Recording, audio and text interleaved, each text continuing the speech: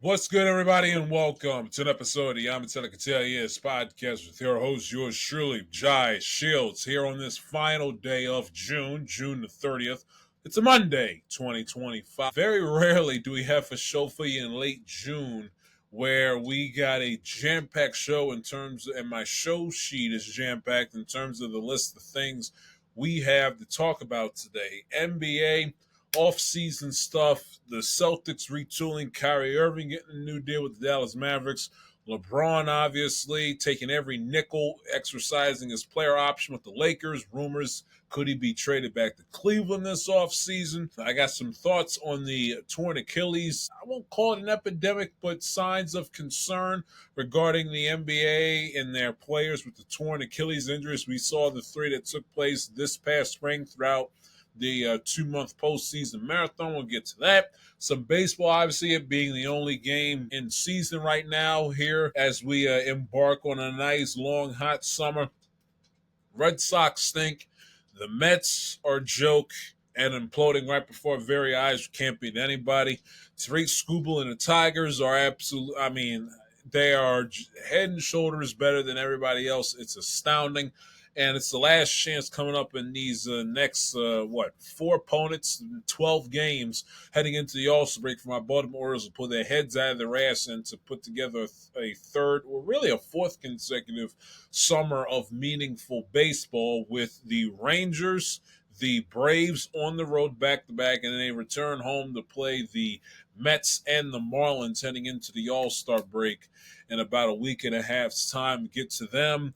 I will sound off on why Rob Manfred, Major League Baseball, those band of idiots decided not to make sure that every single game being played on Friday, which newsflash is the 4th of July, being a day game, it was just, and they pulled this crap with Memorial Day. I can't stand it. I've had it. I'm gonna go off on Major League Baseball, and just again they continue to fuck up the little things.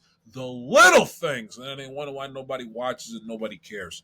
In terms of NFL, because that sport never sleeps in terms of drama and news, it's a swan song of the Aaron Rodgers circus. Hallelujah.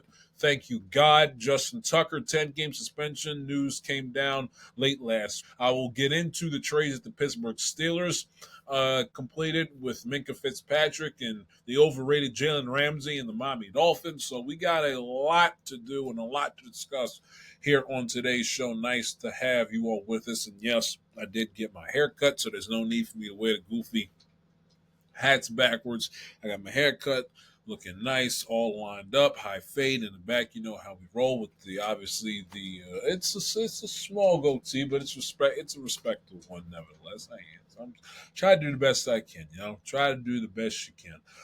Let's jump right into it with the NBA. And since I did not address this, and I was thinking about it after I recorded and uploaded last week's show, and I said, "Damn, I wanted to discuss more about the because I noticed that the Achilles injuries and the Achilles injury in and of itself has become a big time talking point throughout the NBA landscape, essentially since Halliburton went down about 8 days ago in that Game 7, and I wanted to discuss it for that reason. It slipped my mind. Halliburton's injury, I think, in the back of my mind, took bigger precedent over this being over the not worldwide, but the general conversation of the Achilles injury and its relation to basketball players. But so I wanted to address it last week, didn't. I'll address it now to officially tie a big bow on the 2025 NBA playoffs and NBA finals, and then I'll finally get to the offseason stuff. But I wanted to get to my thoughts on these Achilles tears. Obviously, you had 3 that took place over the course of this spring during the NBA playoffs. Damian Lillard, Jason Tatum, and obviously Tyrese Halliburton a short 8 days ago. I want to assess what I think the problem is with 2 points. One that is the fault of Adam Silver in the NBA, and one that isn't their fault. I do the one that isn't their fault first. And this is what I fear I hope I'm wrong. I don't want to forecast this. I do not by any means want to speak this into existence. But I fear that basketball is heading the game of basketball, and in specifics with the being at the professional level, the NBA is going to fall victim into this supreme area of worry and caution and potential disaster that Major League Baseball and the game of baseball has been in for the better part of the last 12 to 15 years with the Tommy John surgery and the torn UCLs in the elbow, and that is with this Achilles injury. Now, I don't want to take, now, for all we know, this could be just a weird coincidence with the three Achilles tears in the postseason, and then come next year, no one, Lord willing, has a catastrophic injury in the game's biggest stage, and this is all. So maybe, hopefully, knock on wood, this is nothing more than just an ugly, cruel coincidence. But in the sake of conversation, if it isn't, they're falling victim to the same thing that baseball and baseball players has been a victim to for a while. And we talked about it with baseball in the span of the last just short 5 years, going back to 2020, 2019, that being six, is that the players now, yes, they're bigger, stronger, faster, more athletic. They got more at their disposal in terms of information with nutrition and at least in baseball's case with arm angles and velocity and spin rates and all of the new age technological, medical, and scientific sabermetrical advances that all fall underneath that umbrella with that 2025 esque umbrella of baseball in today's current day, in today's modern age, and the NBA and with the other sports is no different. But because of the fact that they are so over this, because that today's athlete in 2025 America is so much better X, Y, and Z than the athlete that played baseball or basketball 20, 25, 30. I won't even say 20 because 2005 is a little bit of a stretch, but 25, 30, more so 30, 35, 40, 50 years ago. I put it to you like this, you know, if you have like a regular car, just like a regular Hyundai, a Hyundai, a Toyota Camry, a Ford Fusion, a Honda CRV, one of those cars, a Mazda. If you have like one of those regular, not flashy, but a very good, productive, useful, I hate to say it this way, middle class automobile that gets you from point A to point B with no headaches. And you're the individual that makes sure that keeps up on their cars and everything else. You check the oil, you make sure that every single time you leave out, especially on road trips that take longer than a half hour, 45, 40 minutes to a 6 hour car ride, you make sure that your tire pressure is good and everything. There's a full tank of gas. You know what type of gas to put in your car. 87 versus 90, 91. All of that. So it's like you're in tune. You're in tune with all the little inner workings of your vehicle. You make sure every single I is dotted and every single T is crossed. And then you come across top of the line, fresh off the lot, sports car. And you take that sports car off the lot and you just say whatever, Olay, throw caution to the wind. I'm not going to be as meticulous and not be as good of a steward when I'm not driving it as I was, say, the regular old run-of-the-mill car I had before. And then you wake up one morning and it's like, oh, how come the engine doesn't start? Or how come, the car doesn't ride as smooth or as efficient as it was when I first got it off the lot? Because yes, in theory, it's a better car, better ride, the engine, the horsepower, the gas that it takes is, will affects the engine and the flow and the ride of the car and everything else. And ooh, look at my tires. Ooh, look at everything's all sugar and spice and everything. Goes 0 to 60 in a second and a half. The damn thing is so special. But then you realize over time, it's like, damn, comparatively speaking, it's a nicer car, and on paper it has all these advantages, but when you line it up against, their quote unquote older or less sexier competition from before, that maybe a little bit older than that car, or an older model than that car is, you say, well, damn, that car wasn't as flashy, wasn't as nice as one I have now. It doesn't have all the cute bells, but it held up better than this. I think that's what we're learning, not just with basketball, within basketball, with the players, with the Achilles injuries and all the soft tissue. We learned that with obviously baseball as well with the Tommy John. Yes, the players today are bigger, stronger, faster, blah blah blah, but I think they're not doing as good of a job in preventing injuries, resting their bodies, and doing as good of a job as they should when it comes time to take care of their bodies compared to the players of yesteryear. And I think because we've gotten so toxic as a society in sports today, where we basically, poo poo or mock or ridicule or make it a universal quote unquote cardinal sin to rest. You always got to be going. You always got to be going and going and going and going. There's no stop. There's no foot off the gas. There's no take a break. There's no respite. It's just go, go, go, go, go, go, go, go, go, go, go, go, go. And if you're not going at it 100 miles an hour, not just when you're around your team, not just in the games, not just in practice, but if you're not going 100 miles an hour when you're training by yourself in the middle of an off season, there's something wrong with you.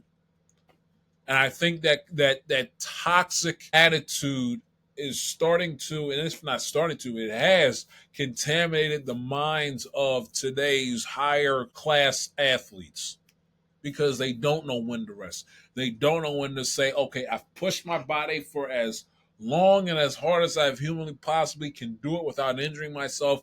I need to just step the hell back, take a breath, take a break, and not do it. And I'm not saying go sit on your couch, stuff your face with Oreo cookies and be a fat ass. No, but I'm just talking about just the basic minimum of just, okay, I've done enough. Do nothing but sit in your chair, sit on the couch, lie in bed, put your feet up, and don't do anything. Allow your body the ample time it needs to rest. And I think to a fault, we have mocked and have poo-pooed resting to such an egregious extent that now we're seeing the fruits of those bad seeds that were planted. Because we have a tendency, and that's just not a sports thing, I think that's a society thing. We have equated. Now, I understand, like, on the surface within reason, too much of either one thing is bad for you. You rest too much and you don't put yourself enough or a little bit over than what you probably should have. A healthy over the, I understand there's always a yin and a yang.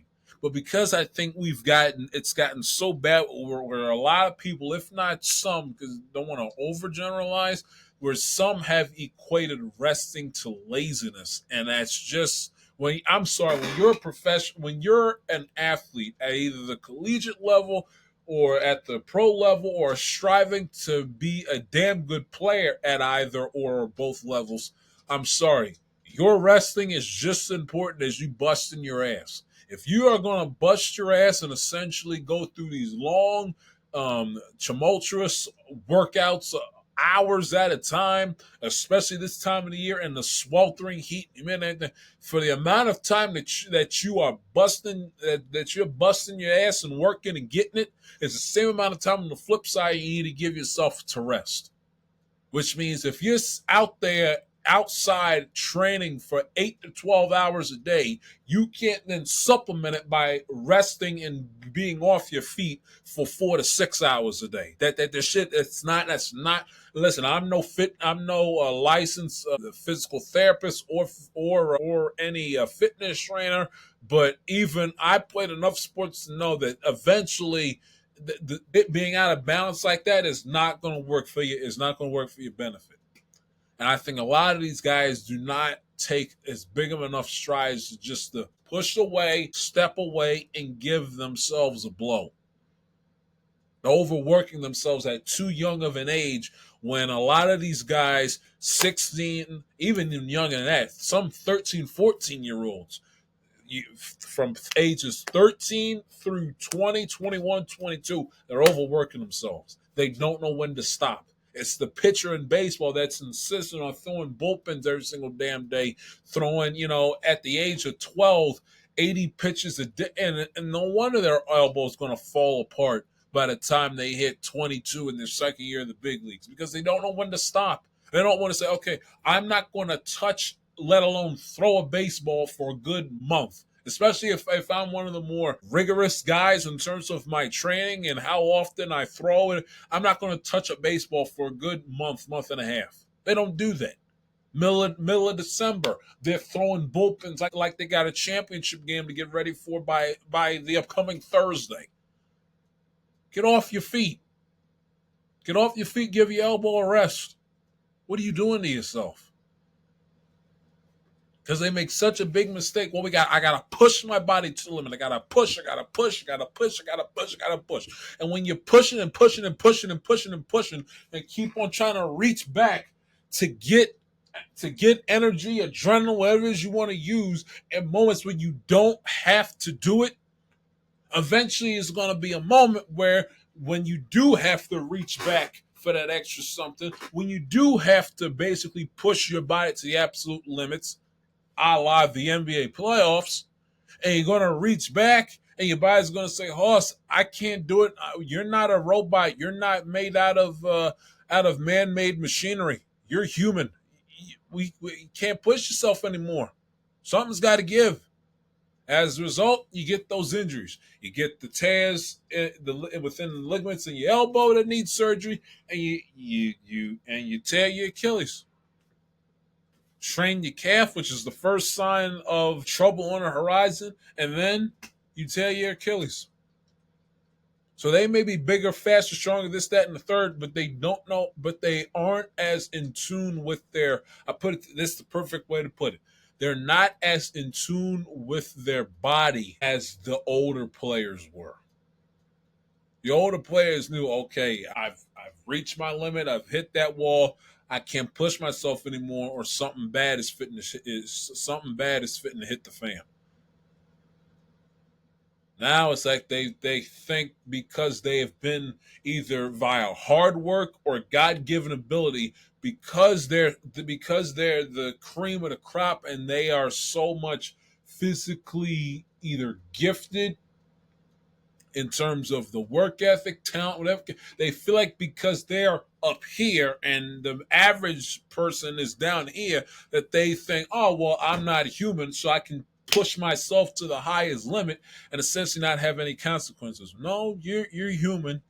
You may be stronger, fast, but your body will have the same tendency to give out when it reaches its absolute peak of limits as the average Joe that lives 2 houses down the road from you. It's how it is, man. It's humanity. You're not a cyborg. You're not a robot. You're not an alien. That's just how this works. So I think all of that taken into the equation, I think plays a huge part as to why these guys are getting banged up way too early and relatively very early in their careers. More stress on their legs. And let's just call a spade a spade. And I don't want to, be, too crass when I say this, but especially these basketball players, man. And I low-key think even with the baseball front, I think one of the main reasons why the starting pitcher for my team, Grace Rodriguez. One reason why he's hurt all the time because the guy ain't made out of anything. You take a look at him, he's tall, lanky ass, skin and bones, who throws a baseball at 98 to 100 something miles an hour dozens of times in a 162 6-month season. 7-month if you include spring training when they get there in February. That guy's not made out of anything. Yeah, he's gifted at throwing a baseball more so than the average Joe. But you look at him physically, it's like you can't look at him and unless you know who he is, you can't look at, I won't use him as an example, but you can't look at him and say, that's professional athlete right there. Some of these guys, they let's be honest. Gym and protein shakes need to be their best friend. I'm sorry, especially when you play those two sports. Football too, but football's always been that way. Football, unless you're Tyreek Hill and is one of the fastest men on the planet, you can't be built like a Twix bar and expect to make it in the National Football League. That sport makes you put on muscle mass, makes you put on weight because you need it in order to survive. The other two sports, not so much. But you're starting to see that, honestly, if you want to be the creme de la creme, the LeBrons of the world, you better find your ass a fucking weight room and a protein shake. Do you have to go in there built like The Rock or Derrick Henry? No. But due respect, I watch nothing but basketball, obviously all season long, and nothing but playoff basketball from, like y'all did, from late April all the way up until last Sunday.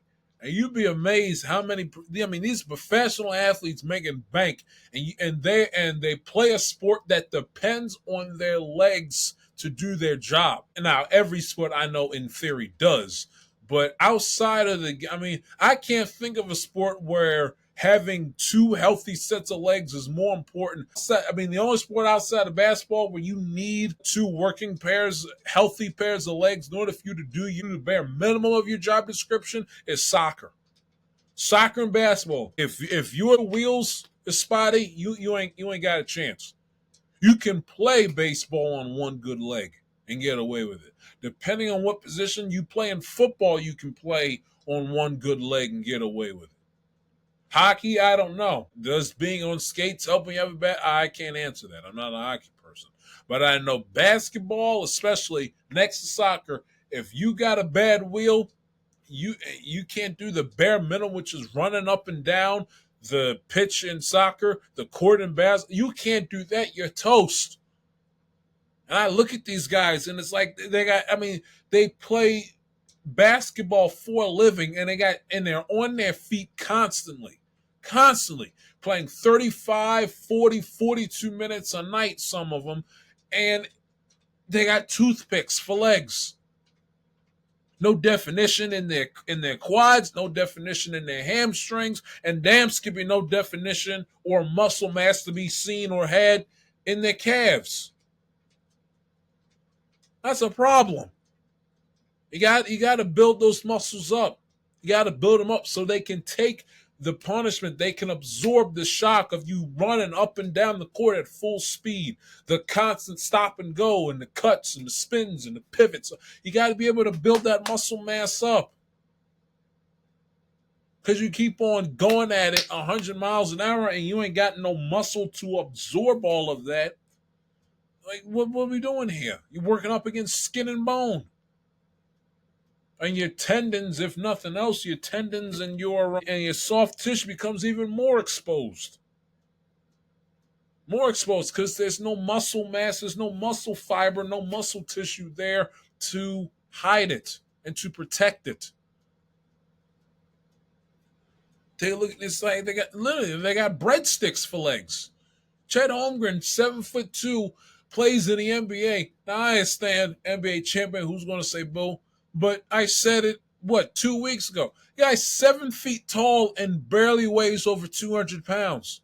That shit is not going to last long term if he doesn't get himself in the gym and bulk up, especially because of the fact that he plays the 5.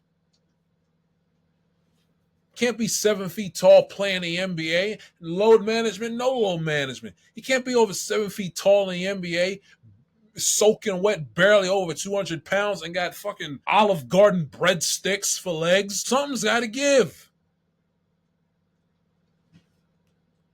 So I think the lack of muscle mass on top of the stress they put on their legs. They're going at 100 miles an hour, and they got the body of somebody that just sits on their ass and plays video games 24. Some of them. I understand everybody physically, at birth was blessed with a great body. So sometimes you got to work extra hard. I know. Listen, I wasn't naturally built looking like this. I didn't naturally have, huge quads and a decent size in terms of biceps and have respectable forearm. I had to work to build all this, and I don't play in the NBA for a living. Some of these guys, they need to take the term gym rat and actually translate it into the actual old school weight room gym. Not just the basketball gym, but the weight room gym. Because that also cut a lot of this nonsense out too. Now, he's had his injury problems as of late, but I can't recall not one time LeBron James being out an entire season with a torn Achilles injury or anything of the sort. Not off the top of my head, not that I can recall. And if it has happened, it's been a long time. And you look and see how swole LeBron James is, don't you? I'm just saying.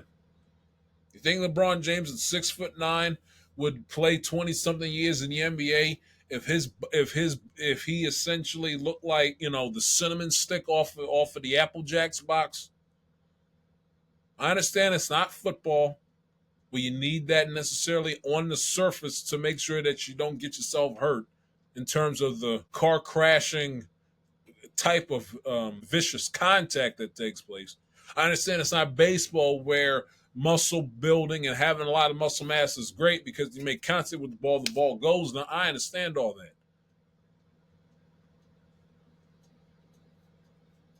But what did Michael Jordan do when he got tired of the punishment and getting elbowed in the face and getting smacked and knocked upside his head and falling hard to the floor against those bad boy Piston teams in the late 80s?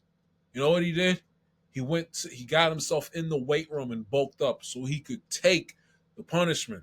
So all those little, nicks and knacks and bang ups he would take throughout the course of an 82 and/or during a playoff series against an opponent that was kicking his ass, he put on muscle so he could absorb the punishment better. So it wouldn't bring about as much stress on his joints and his ligaments and all the other soft tissue parts of his body. That's the first thing. Second thing, and this one is Adams. That's the first one's not the fault of Adam Silver. I think that's just the fault of the players themselves, their support groups, whether they be their parents, their coaches at the high school, collegiate level, any personal coaches, personal trainers. That's the fault. That's the fault of those guys. There's nothing to do with that. That's at the fault of those guys. And it's also at the fault of their players for pushing themselves when they don't have to. I mean, you don't have to go 100 miles an hour like it's Game 7 of the NBA Finals, training in the dead smack in the middle of the offseason. And then turn around and rest yourself about 2-3 hours either later on that day or that night when you go to sleep, and then pop back out of bed again and expect to go at 100 miles an hour like your body isn't going to break down eventually. You're not a robot, people. Come on. You're not a robot. And the sooner, and you would think in today's age, in today's era of technology and all the other technological and scientific advances that we've made within the confines of sports, you would think that there would be somebody that would get that. Hey, I understand, but you're not a robot. You're not a robot. You're not a cyborg. You may be more physically gifted and X, Y, and Z and got all this stuff at your disposal compared to the basketball player that played, 40 and 50 years ago. But still, at the basic premise, they're human just like you're human. You can only push yourself but for so long until eventually your body gives out. If I win, and every now and again during the wintertime I experience this, I push my body so much to the point where, lack of sleep, this, that, and the third, and I'm always pushing and pushing. Eventually my body's going to give out. I'm going to get sick, and it's going to force me to sit my ass down somewhere and essentially not do anything for a day and a half. Now, my thing is I just got to discipline myself to make sure that I don't get to that point where I essentially, have to get sick in order for me to stop and rest up and take care of myself and rejuvenate and refresh my body and reset my body. But the same applies with getting sick as it does in sports in terms of talking about injuries. These guys go 100 miles an hour 90% of the year. They don't give themselves a minute to breathe in terms of rest, and then they wonder why they come down with so many catastrophic injuries at a young age. And then when they get offended when they hear old people say, "Well, players back in my day, such and such, they played, they didn't have any big time injuries." And then the younger person says, "Well, the player of my generation is X, Y, and Z better than," which may be true, but it only tells half the story. Yeah, the players you play today may be have top of the line nutritionists. Not a single bad calorie goes in their body, everything else. But if they find themselves more injured and find themselves in a trainer's room more than a guy that, after a game would chug a lug a 6-pack of beer and have a large pizza to themselves after the game, but they never got hurt or never were out for an extended period of time due to injury, well, what does that tell you? They may not have done the other little things right, but the little thing that they did get right at the end of the day probably was the end all be all, was rest and knowing their body's limits. It's just go, go, go, go, go, go, go, go, go. Sit your ass down and give yourself a rest.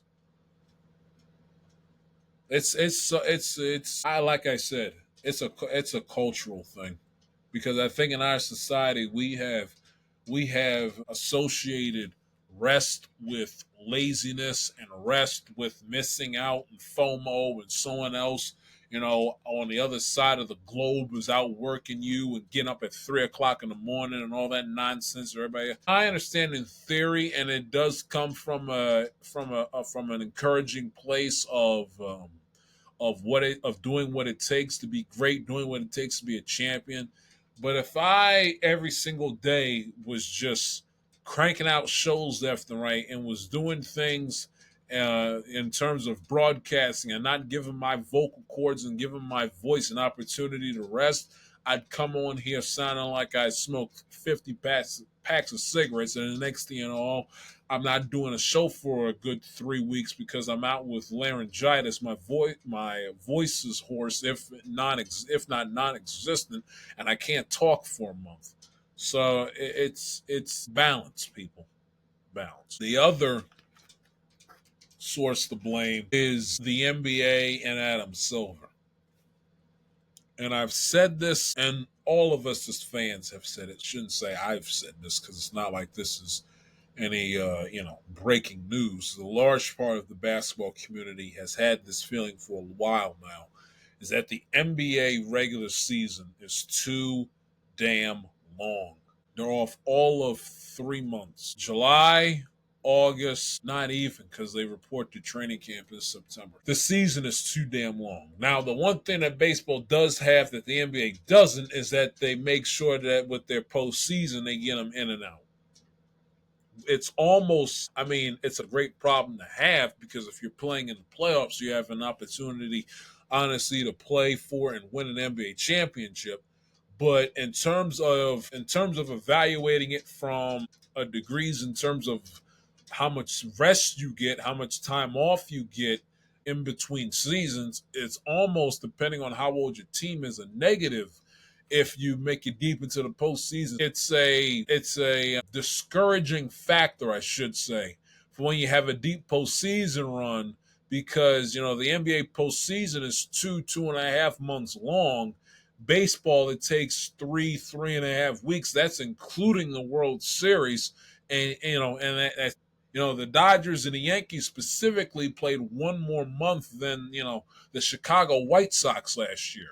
Not a whole 2.5 months. I mean, in essence, that's damn near an extension of the regular season in some similar aspect.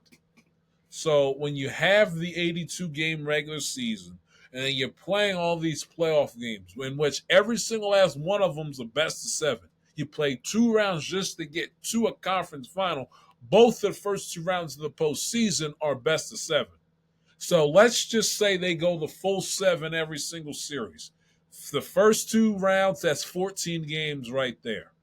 The conference finals, if that goes 7 games, that's 21 games. And then the NBA finals, if that goes 7 games, that's 28.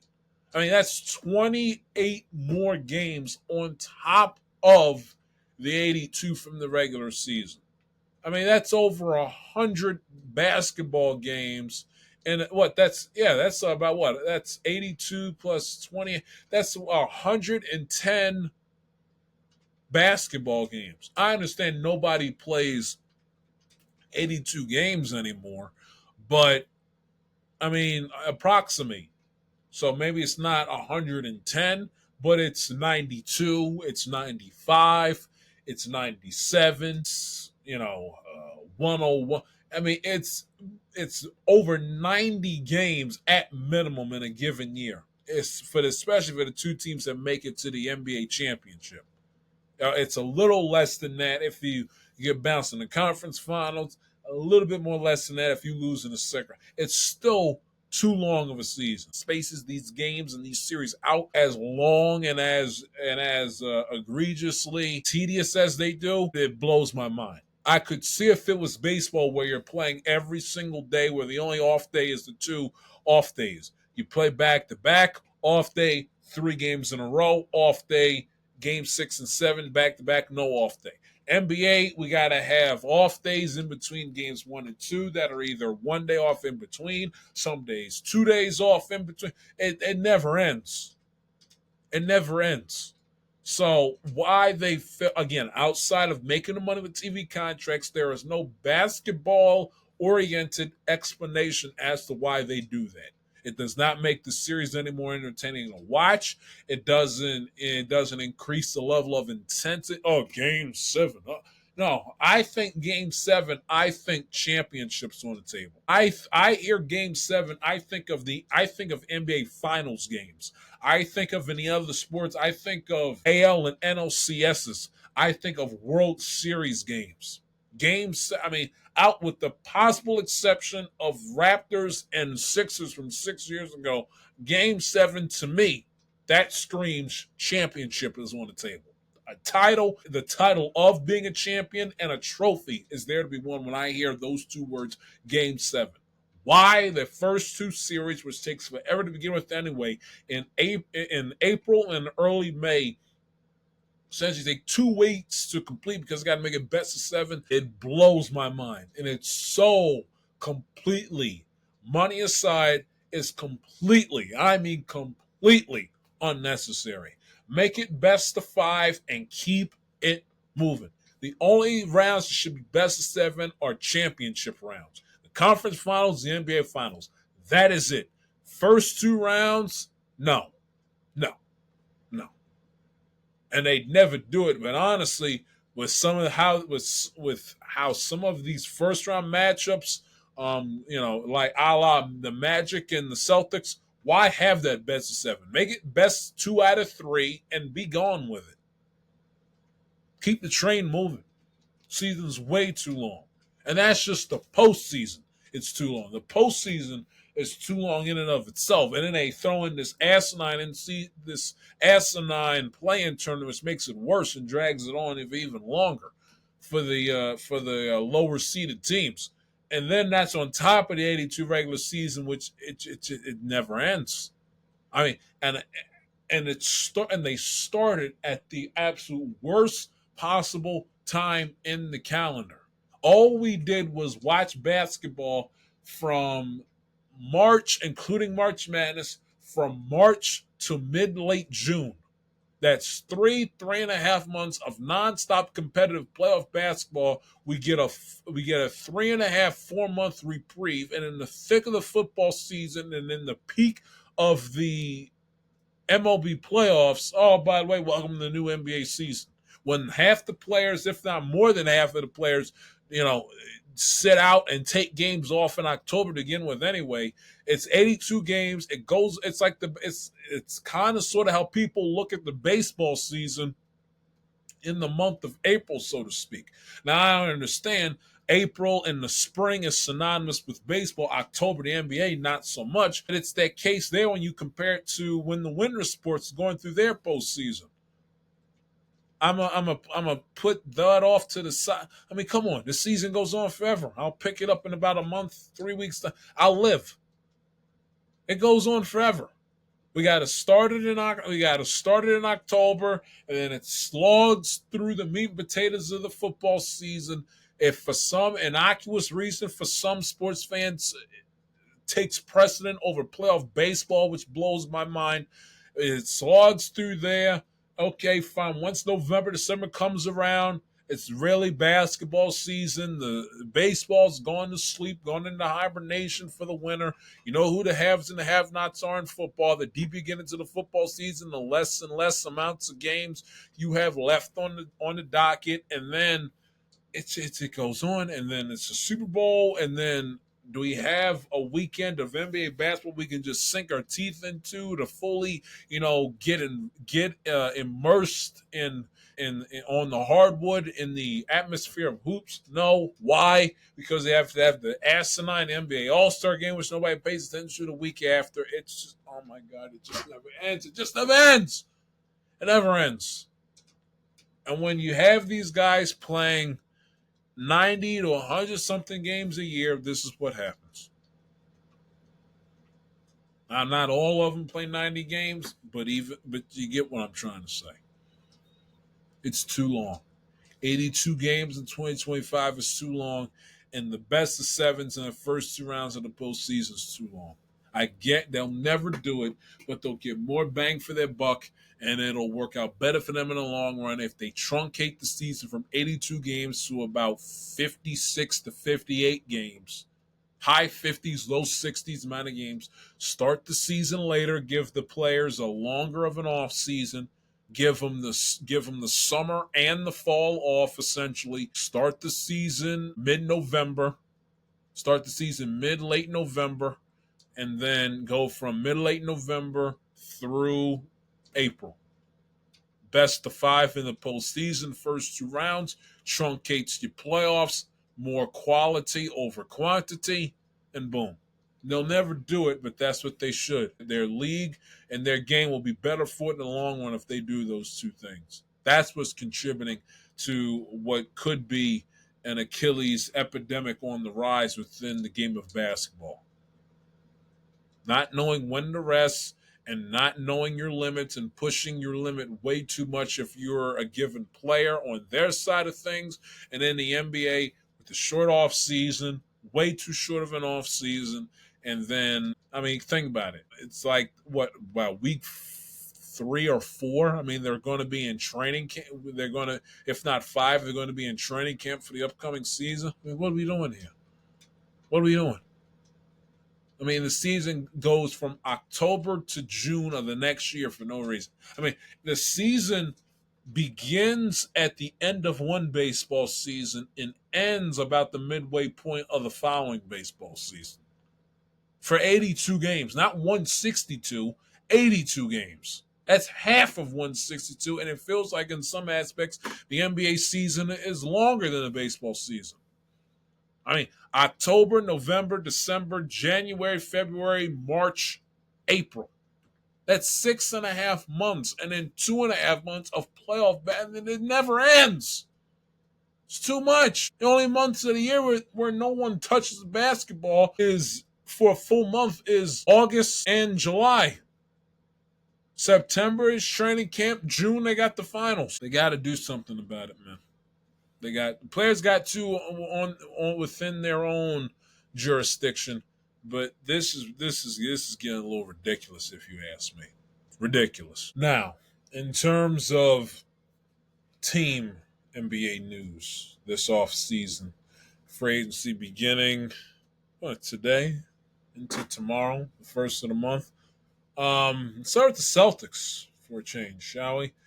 It is very clear, and we kind of had this feeling the moment Tatum went down, and then officially when they were bounced from the postseason back in the month of May by the New York Knicks in the second round, that the Celtics are going through a bit of not a rebuild, but a retooling and a reloading phase, realizing that without Jason Tatum, their chances of winning the NBA championship are null and void.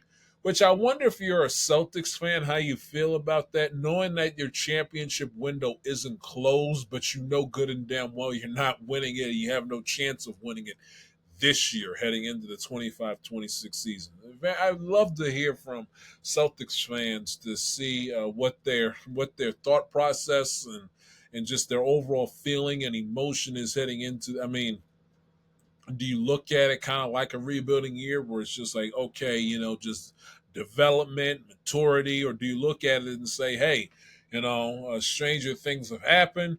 Why not us pull a Cinderella out of our ass, win 2 and 3 years, get banner number 19, which I don't think a lot of educated Celtics fans, I don't feel like that's their thought process and philosophy heading into the season. But it's weird with this team. I mean, they can win an NBA championship in the 26-27 season and 2028 season, but 25-26, not a chance. Those hopes and wishes and dreams went by the wayside when Tatum went down at MSG about 2 months ago. It's a very weird position to be in if you're a Celtics fan. And knowing that 13 months removed from winning the NBA championship 2 seasons ago of last year. So very interesting times for the Boston Celtics up in the state of Massachusetts. But it's very apparent that they're going through a rebuild and retooling phase right now. Brad Stevens getting to work rather early, letting Drew Holiday and Kristaps Porzingis go. Drew Holiday, again, we talked about it during their title run,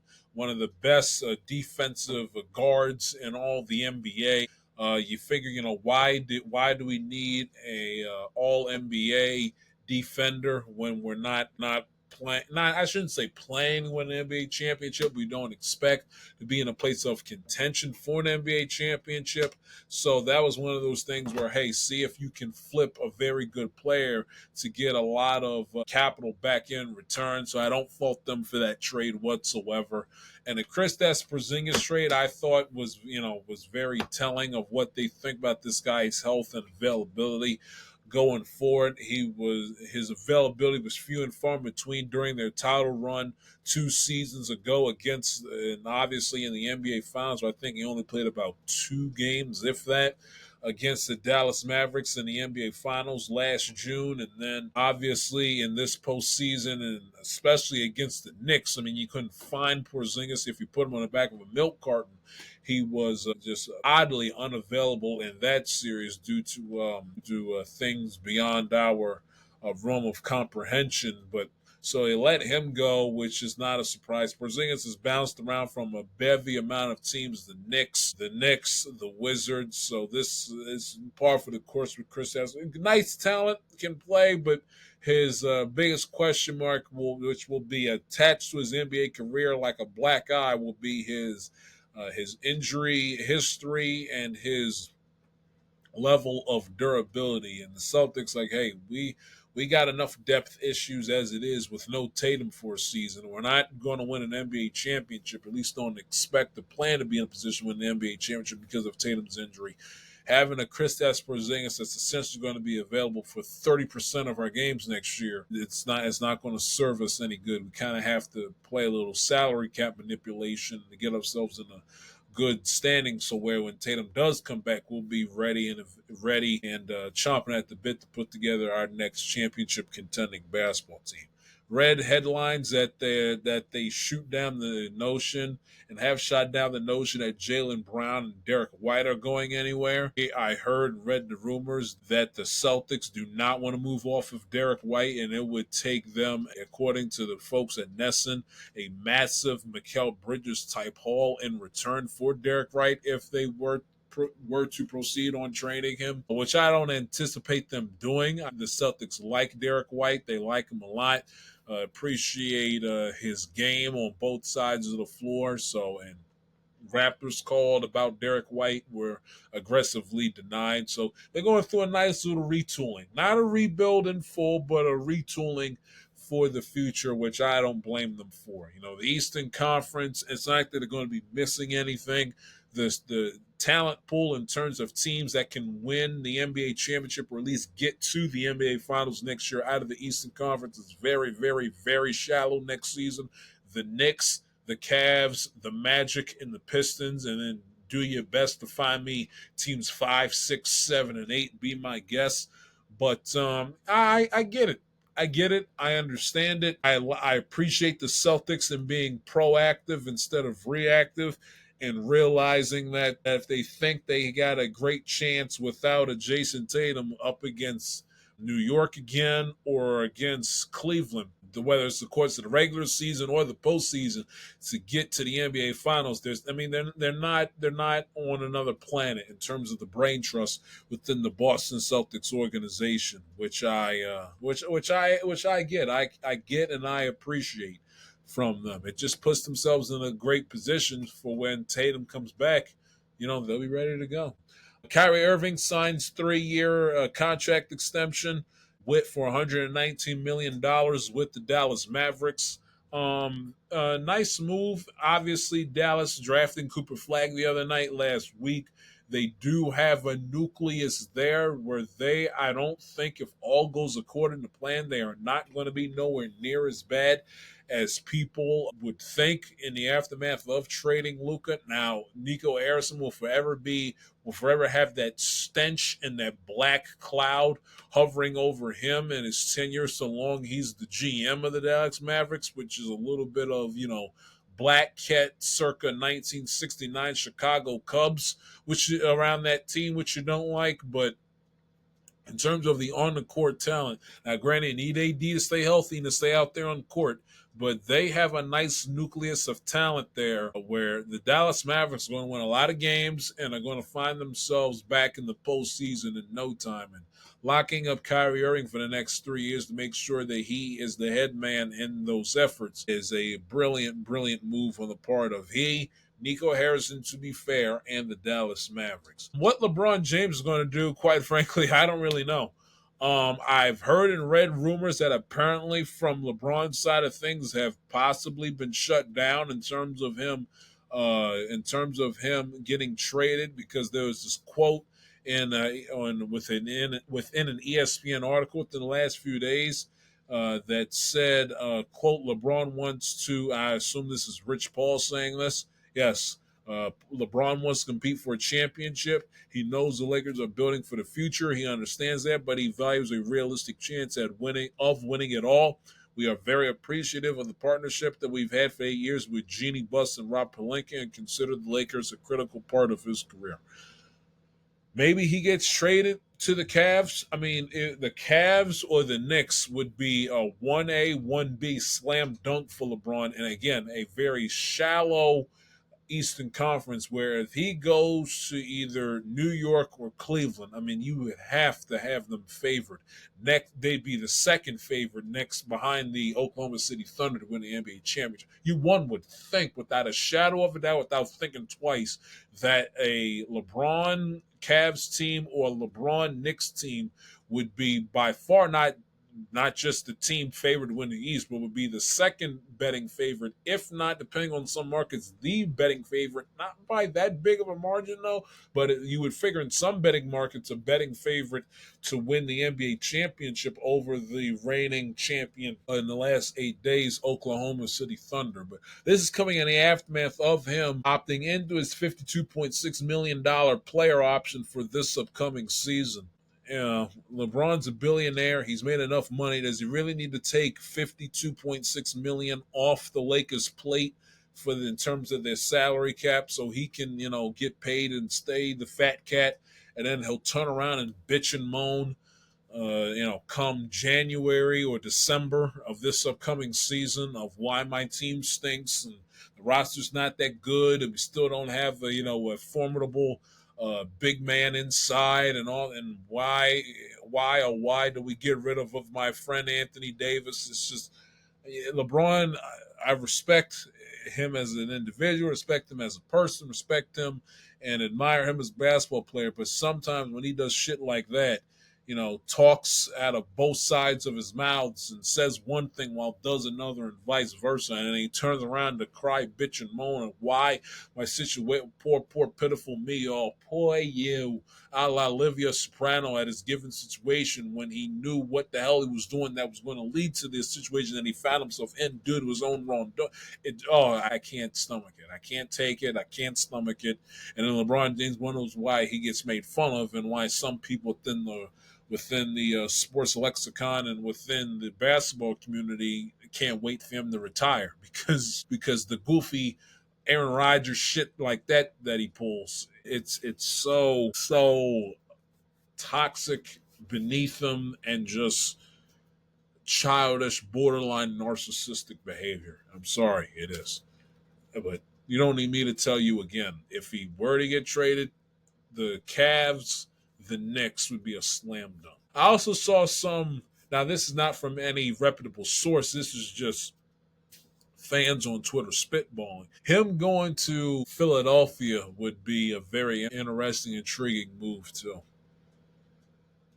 And that would inject some much needed life, hope, and promise into the Philadelphia 76ers coming off of a disgusting, decrepit season last year. I mean, could you make them the favorites to win the East if he does go to Philly? They still would need Joel Embiid, though, to stay healthy, though. That's the thing. Because he literally would be going from one man show. And I understand Luka's still there, but I mean, and Luka is better than any number two that he would have theoretically on the Philadelphia 76ers. But if it's me, I have to take into account, okay, how many games would I have to essentially win us by ourselves because Joel Embiid is either having a rest day or he gets nicked up somewhere along the 82-game marathon and we won't have him for a week and a half, 2 weeks, 3 weeks, if not, God forbid, a month. But I thought about the 76ers as a possible destination for LeBron James to go to as well. 4th of July, in case you guys were not made aware, is this upcoming Friday at the end of this quote-unquote work week, if you will. Hyphenated work week because of the holiday being on a Friday. And obviously, Major League Baseball, that and the WNBA, the only two professional sports leagues in terms of team sports that are in session here as we enter into the meat and potatoes of the summer season, opening up the door to July. And I was, just scrolling throughout my MLB app on my phone a few days ago, and I was looking at who plays July 4th weekend. I know the Mets and the Yankees play each other. They reconvene, this time at Citi Field this weekend. I wanted to see who the Nationals were playing for their 11 o'clock 4th of July game because they're always home 4th of July. Turns out they get the Boston Red Sox in their stomping grounds this week, later on this week. And ironically enough, I also wanted to see if they were going to put the Friday night Apple TV games on Friday. And I go ahead and I look, and ironically enough, the quote-unquote Apple TV Friday night game. It's funny. When features the Cubs at Wrigley Field, they never make the Cubs play their game at 8 o'clock Eastern time, 7 o'clock local to get the quote-unquote prime time rate. I got to stop doing that. I've done that like 5 times in the last 10 minutes. It's cringy. I got to stop doing that goofy shit. But it's ironic how they don't make the Cubs play at night to fit the primetime Friday Night Baseball moniker. Instead, Apple TV will just broadcast the game at 2 o'clock Eastern Time, 1 o'clock Central for the Cubs' usual Friday afternoon games, which I can't stand. But anyway, they're on Apple TV this week taking on the St. Louis Cardinals, 2 teams duking it out for first place supremacy atop the National League Central. And I'm looking, and I get to what the second Apple TV game is in a moment, but I'm looking, I'm like, why is there night games on this schedule? I'm taking a look at this schedule, okay? There are, including the Nationals Red Sox game, which is a quote-unquote morning game if you want to be specific. There's 1, 2, first of all, let me give you how many games are on the docket, July 4th, okay? There are 15 games on the docket on July 4th. So everybody, thank God, is playing on the 4th of July. Because in some years, in the last few, we weren't even having that if we're up Major League Baseball in Rob Manfred's office. So on the 4th of July, we got 1, 2, 3, 4, 5, 6. 6 out of 15 4th of July games are day games. 6. That's not even half. Not even half your Major League Baseball, okay? This is not a World Cup year. This is not an Olympic year. Nobody cares about Wimbledon. We are, at this point in time, 2 weeks removed from the NBA Finals, 2 weeks and a half removed from the Stanley Cup Final. We're not going up against the PJ Championship. We're not going up against the Golf U.S. Open. It is your time to shine. This is baseball's moment in the sun, literally.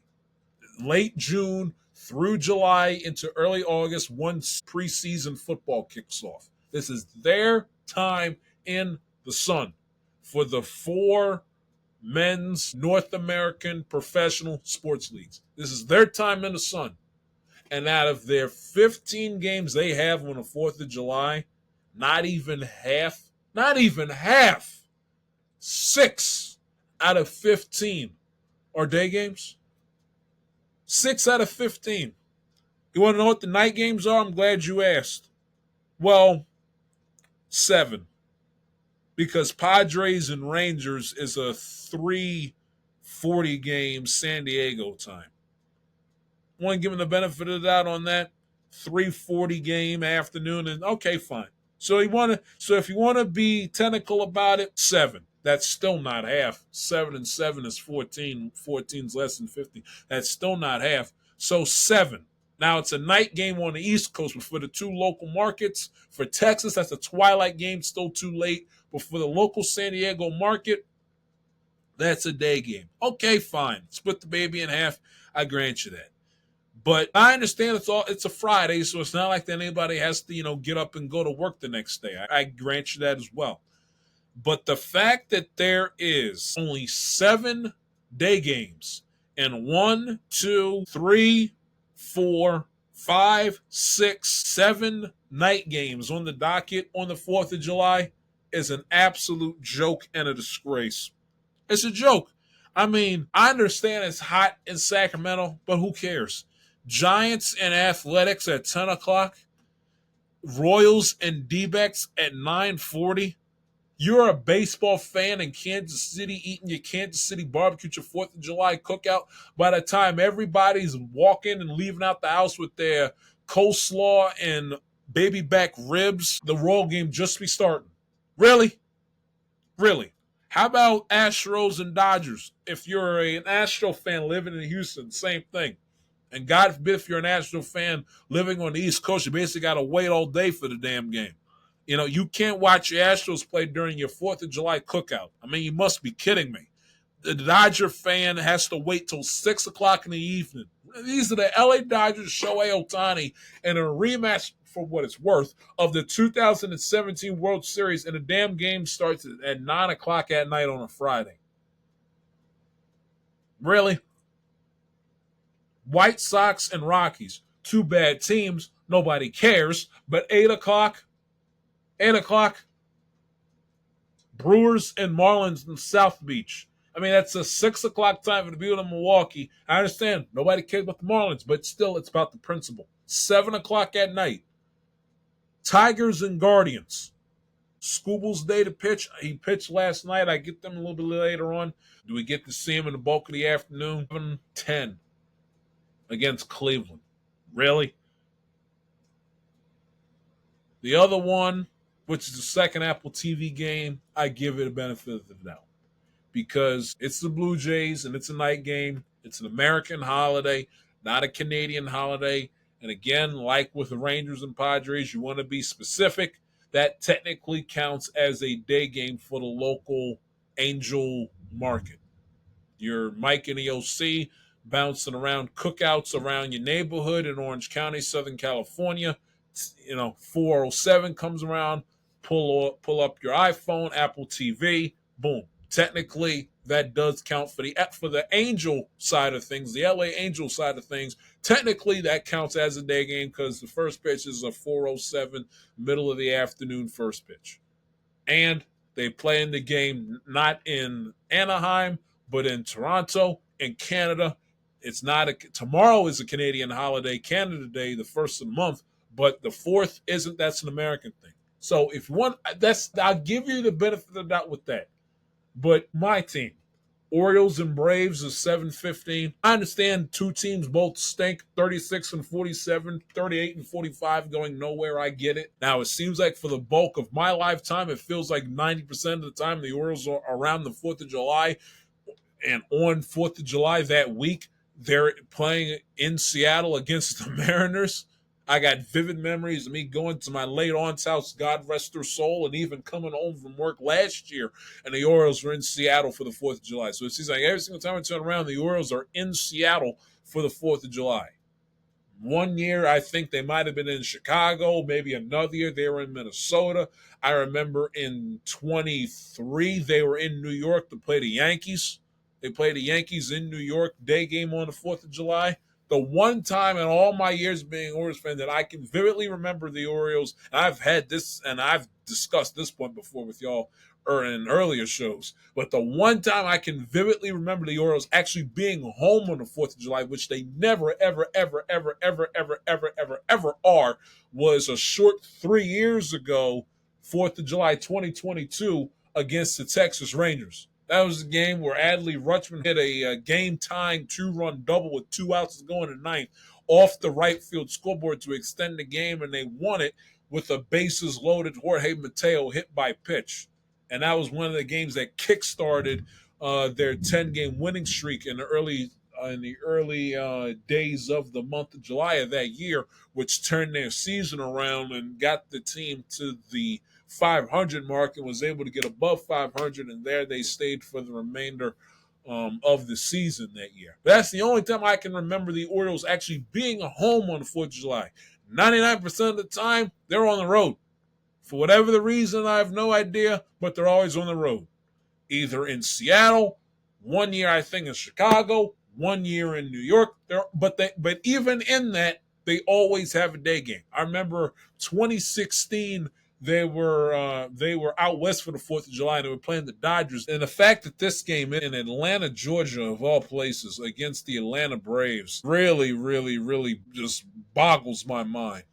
It does. Why that game is 7 o'clock night game. Oh my, it's so stupid. So stupid. Why that game? Again, Major League Baseball, and they wonder why. That's the second time in 20-something years? Twice in a decade, or thereabouts, the Orioles have played a night game on the 4th of July. The point is, there shouldn't be anybody playing night game. Unless you're the Toronto Blue Jays and you're at home and you're playing a team that's on the West Coast, from the West Coast, you shouldn't be playing a night game on the 4th. Period. Out of the 15 games that's on, it only should be one game that should be played post the 4 o'clock start time window. and that's Angels and Blue Jays. You get Angels and Blue Jays in Canada on Apple TV all to yourself. Congratulations. God bless you. Everybody else, day game. 11 o'clock with the Nationals, 12, 1, 2, and 4.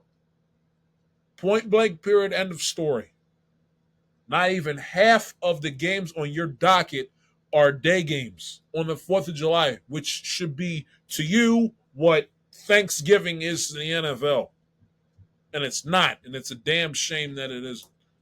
And it's just typical Rob Manfred, typical Major League Baseball. And they wonder why they're last in the conversation. Nobody talks about them. They fly below the radar constantly until October because this is your time to have your moment in the sun, and you want to stick more than half of your games on after 6 o'clock at night on a Friday. So what? You have 3 games. You have 3 games back to back to back that are being played during the day.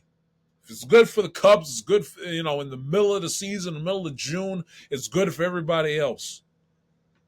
I do not get it. Sorry, I'm getting distracted looking out my window. It's raining, cats and dogs. What else is new? I mean, we had about 3-4 days where it didn't rain because of the heat, and now for the last 3 days, all it's done is rain. I mean, it rained from the first pitch all the way until the final out. I was at the Orioles and Rays game on Friday night, and that's all it did from the first pitch until the 27th out was recorded of that 22-8 beatdown the Orioles put on the Tampa Bay Rays over the weekend. But that drives me crazy.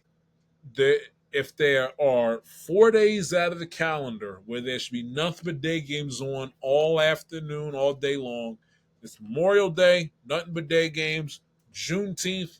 Now, don't give me none of that shit about shitting on Juneteenth as a federal holiday. It's a bunch of bullshit. That day is just as much of an Independence Day as the 4th of July is. I don't want to hear it.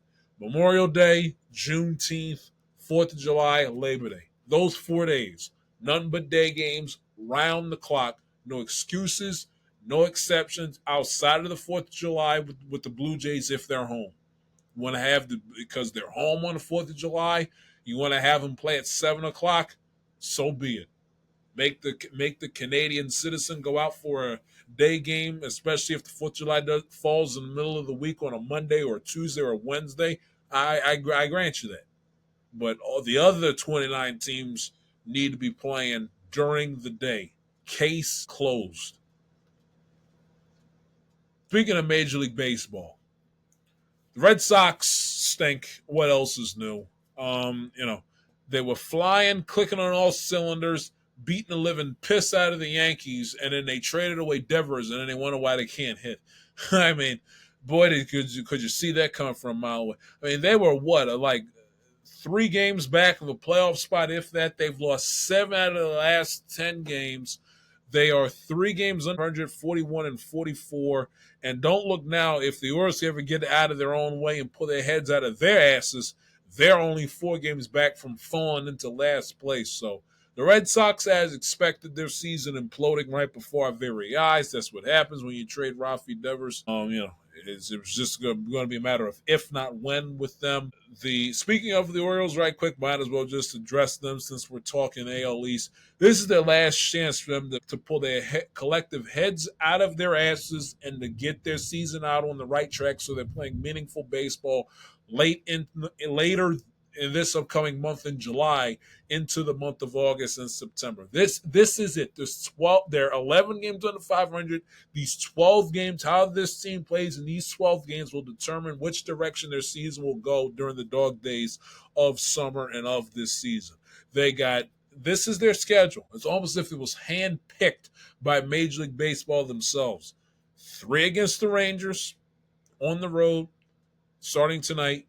3 against the Braves this weekend. And here's the thing also, by the way, that kills me. They have the Braves and the Orioles play a night game on the 4th of July, yet they make the Braves and the Orioles play, on getaway day 2 Sundays from now. No, excuse me, next Sunday on the 6th. 11:30 game in the morning in the Bible Belt for that damn Roku. You can't make this shit up if you tried, folks. You can't make it up. Anyway, 3 against the Rangers, 3 against the Braves, who stink. Off day. Then they come home next Tuesday for a 6-game NL East homestand before the All-Star break, embarking with 3 against the Mets, 3 against the Marlins, who are terrible, then the All-Star break, and then 3 in Tampa again, 4 against the Guardians, who haven't played well. They're below 500, and they can kiss the division goodbye because the Tigers are just on an ungodly run right now. That's how great they've been. I think they got like an 11.5 game lead over them. I mean, the Guardians are 2 games under 500 in second place, and there's a big ass, damn near 12 game gap between them and the Detroit Tigers for first place in the American League Central. 4 against the Guardians in Cleveland, and then 3 against the Rockies at home the final weekend in July, and then 3 against the Blue Jays. I mean, their July schedule is not daunting at all outside of their 2 divisional opponents in the Rays and the Blue Jays. I mean, it's not. Now, granted, the Mets are, record-wise, the best team within in terms of positioning within their given division, are the best out of every opponent there, but they can't get out of their own way. I mean, if they don't take advantage of this 12-game stretch leading into the All-Star break, where they don't go any worse, and I do mean any worse than 9-3, I can, depending on how the 4 losses happen, maybe 8-4. At the worst, ideally 10-2 or better. If they don't find a way to squeak out 9 games, if not run the table in these next 9 wins, if not run the table in these next 12 games, then you can officially mark the tape, write it down, and wave the white flag and say sayonara to 2025 if they don't find a way to take advantage. I mean, this is a gift. 3 against the Rangers, who you just saw and should have taken a series from last week in your place had they been able to finish the deal in extra innings the other night. 3 against the Braves, who are atrocious. The Mets haven't been any better. And then against the Marlins at home leading into the I don't want to hear anything about injuries and Adley Rutschman's going to come back, for the Tampa or if not the Cleveland series. I don't want to hear it. Find a these should be if you think for 1 second that you're a good team by any stretch of the imagination, that you deserve to be in the playoff chase, you deserve and you think you're a playoff team at the end of the day, in these next 12 games, okay, go 10-2. Next 12 games, go 10-2. 10-2. 10-2, and I dare you to go on a 12-game winning streak heading into the All-Star break. Well, they won yesterday, so it would be technically, not even technically, it would be 13. But you get what I'm trying to say. You think you're still a good baseball team. There's a lot of good baseball left in you. There's a lot of season left, blah, blah, blah, blah. All this lip service I've heard for months on end. Go ahead and prove it. You're 11 games under 500. Go into the All-Star break a game over. You're 36-47. Go into the All-Star break 48-47. Then you show me something. Going to the All-Star break above the 500 mark for the first time since March the 28th, whatever date was the second day of the season. Then you will tell me, and you will more importantly show me that you mean business. You don't win 9 of these next 12, 10 of these next 12, and by some miracle, fail to win 12 games in a row. You're not serious. You're not serious.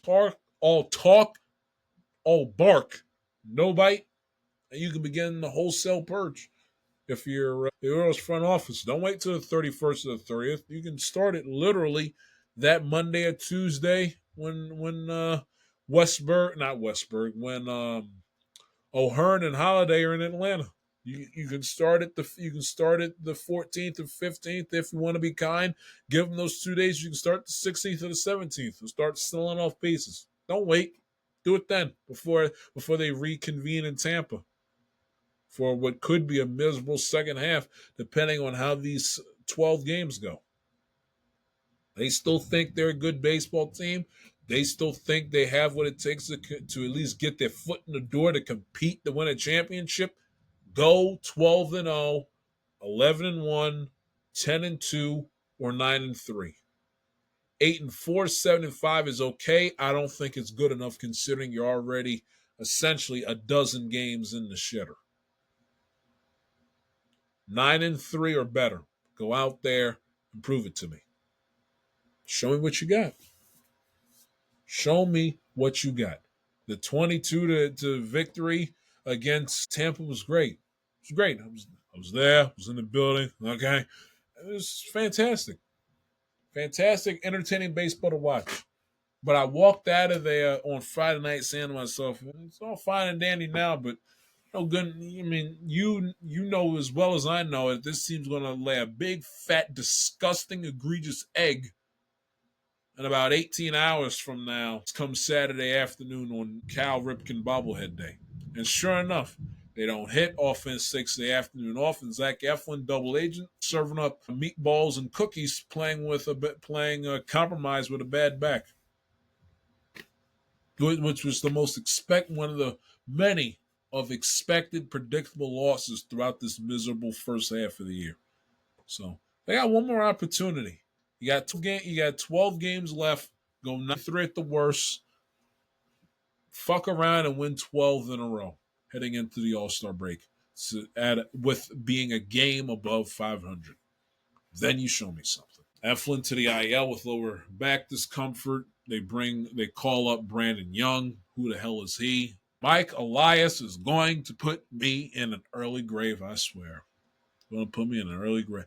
And then I read also too on my Twitter feed, Charlie Morton pushed back because of tendonitis in his elbow. And oh, by the way, Kate Povich pulled from his rehab due to hip soreness. So when it rains like it was just outside my window just now, it pours like it's a fucking hurricane. It never ends. But injuries to Povich and Morton and Eflin be damned. Win 9 to 10 out of these next 12 games. These are not good baseball teams. Some of them are downright disgusting. Find a way to win. You're serious? You think you're a playoff team? You're 11 games under. Pull off a 13-game winning streak and go into the All-Star break above 500 by a game or two. You do that, then we can have a conversation. If not, we're going to have a separate conversation. It's not going to be the conversation that a lot of Orioles players or fans alike will be comfortable in having. That is an absolute guaranteed promise. Okay? A promise.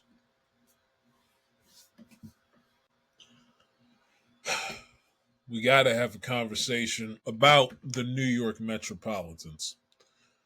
Ladies and gentlemen, the Mets are just coming off of a series sweep at the hands of the Pittsburgh Pirates on the road, in which they got outscored by the complete final score of 30-4. You heard that right. They got outscored by the Pittsburgh Pirates, the rebuilding, frugal, cheap, and competent Pittsburgh Pirates, who happen to have the worst offense in all of the National League. They got outscored by that team by the combined score of 30-4. If this isn't damn near close to a rock bottom of a wake-up call for the New York Mets, I don't know what will be. Now, they showed some life. They showed some pride late last week, taking the final 2 games of a 4-game series set at home against the Atlanta Braves last week. So they were able to get off the deck for a change and to show some moxie and some grit. But this has not been a kind month for the New York Mets. Do you guys know that they are only 11 games above 500 right now? They're off today. They are only 11 games above 500. They've lost 7 out of their last 10 games. They're a game and a half now out of first place atop the National League East. They can't do anything right. They can't hit. Lindor's done nothing for over a month.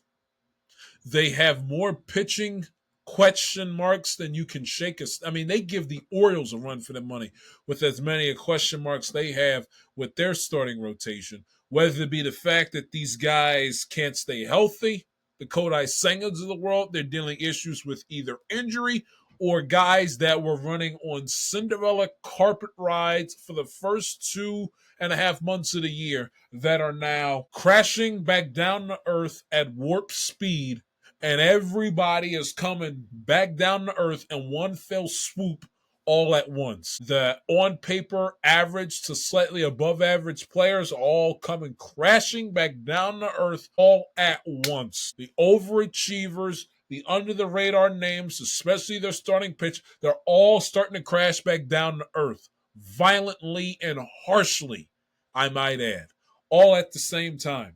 And when your bats are not sustaining that inept level of production to coincide with the starting pitching going through a bit of a midseason slump, this is what happens.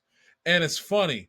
I go pull up stats all the time. I look up certain teams' numbers, what's such and such a team's on base percentage, who's hitting what with runners in scoring position, what's the team's batting average in XYZ in clutch, in at bats and innings after, the seventh inning or later and blah, blah, blah. I look all that stuff up. And especially more so now because of how my baseball team has played through the first 2.5, now essentially 3 months of the year. And I remember, I forget when it was. It had to have been sometime in mid-May. I think around the time I did that, not famous, but that semi-viral rant back at the radio station in mid-May, ripping Brandon Hyde and Mike Elias to shreds. It had to have been then. And I remember I pulled up the numbers on my phone, and I remember going through the list of teams from best to worst down the line of who was what, who performed at what level in terms of batting average and OPS, all that sort of stuff, with runners in scoring position. And the New York Mets were at the time towards the bottom of the totem pole in terms of batting average collectively as a team with runners in scoring position. And this was the time where they still were finding ways to win games hand over fist. And I looked, and it was like the Mets were like among the bottom of the totem pole. They were hitting like in the 210s collectively as a team or thereabouts with runners in scoring position. And I remember talking about the Mets when they were on fire on this show and saying to myself, and just making a casual note that, hey, the Mets are really not that good of a team offensively with runners in scoring position. They're getting away with it because of how great their starting pitching has been. But keep an eye on this as the season wears on, because if this doesn't improve, this could lead to them losing a lot of games going forward as you get deeper into the year. And lo and behold, the chickens, at least temporarily, have come home to roost for the Mets in terms of their ineptitude with runners in scoring position. I don't care if you have a $90-something million payroll, a $100-something million payroll, or a $300-something million payroll. If you can't get big hits and clutch hits in bulk with a level of decent consistency with runners in scoring position, you are not going to win a lot of baseball games. Point blank, period. I don't care what if Edwin Diaz, Mariano, I don't care who your closer is. I don't care who's within the top of your rotation. Tom Seaver, Kodai Senga, Clay Holmes. I'm not interested. If you can't get big hits and clutch hits with runners in scoring position on a consistent basis in this league, you are not going to win. Point blank, period, end of story. And the Mets are able to win in spite of their offensive futility with runners in scoring position early in the season. And now that their pitching has kind of slowed down and is kind of not regressed, but not held up their end of the bargain in this most recent stretch of play. What was costing the Mets early in the season that has gone unchecked is starting to cost them games now when they absolutely need their offense to help win them games on a game in, day out basis. They were able to win games in spite of it. Now they're not anymore. And they got to be able to fix that because this lineup, now it's top heavy. Beatty hasn't been as productive as he should be. Same with Mark Vientos. They have holes. They have holes in center field. They have holes at third base. Their catching situation obviously is less than ideal. They had to send down Francisco Alvarez. Pete Alonso is not exactly the best, example of an ideal defensive first baseman. With the mitt in his hand, so threw the ball away in the Yankees series. So we get that, but it's still no excuse. They still have enough talent to not get swept in humiliating fashion, with the likes of being punched in the face, theoretically speaking, by the Pittsburgh Pirates. Like that.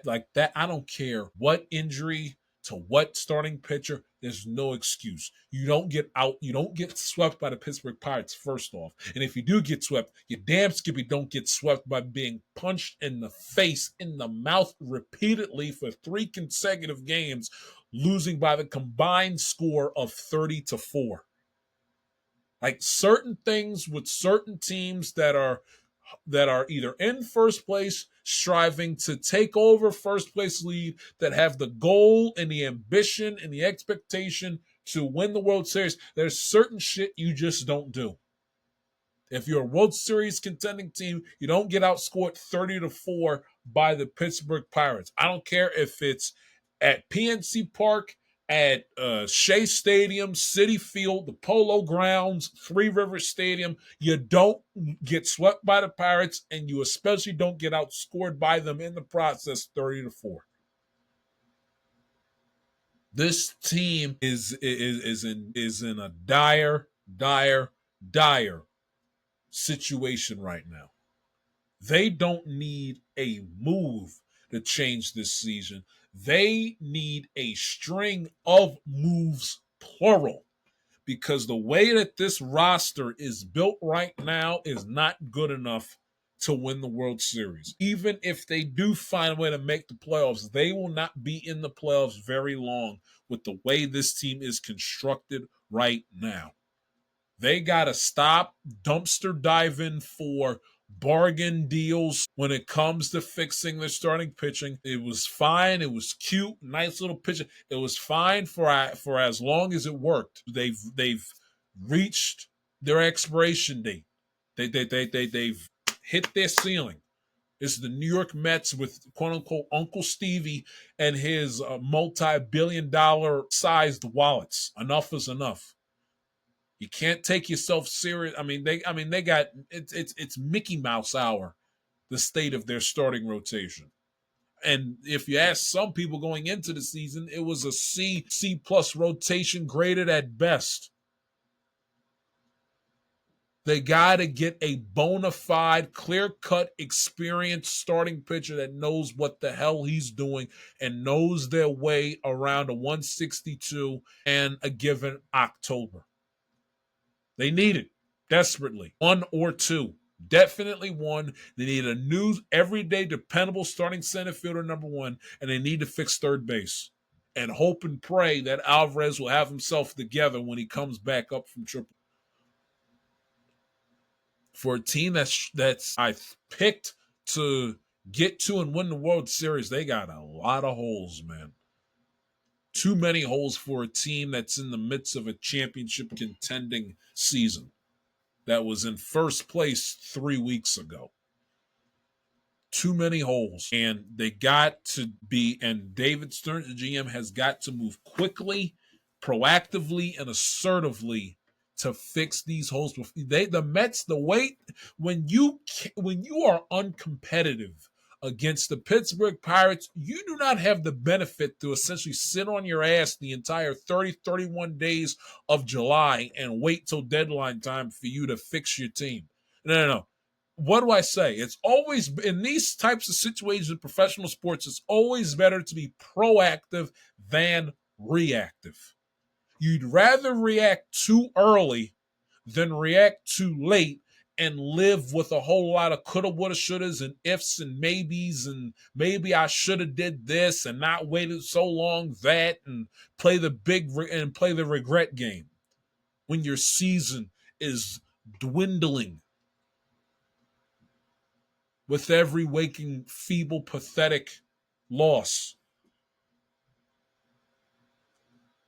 The Mets have got to get a grip from the manager, from somebody, Lindor, Soto, Alonso, somebody within that locker room has got to wake up and get.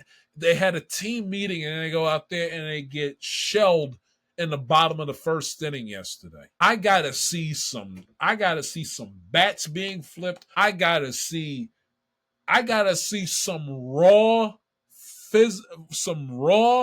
visible, flagrant, borderline insane, angry emotion from this team.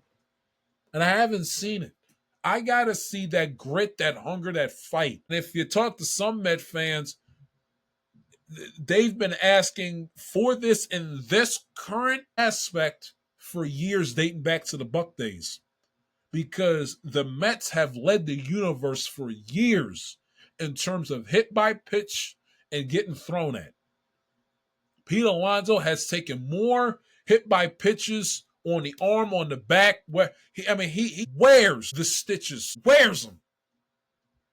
This team gets hit by pitch more than any team in the National League, if not in all of baseball, in the last 3-4 seasons. One time, can somebody get hit and charge them out?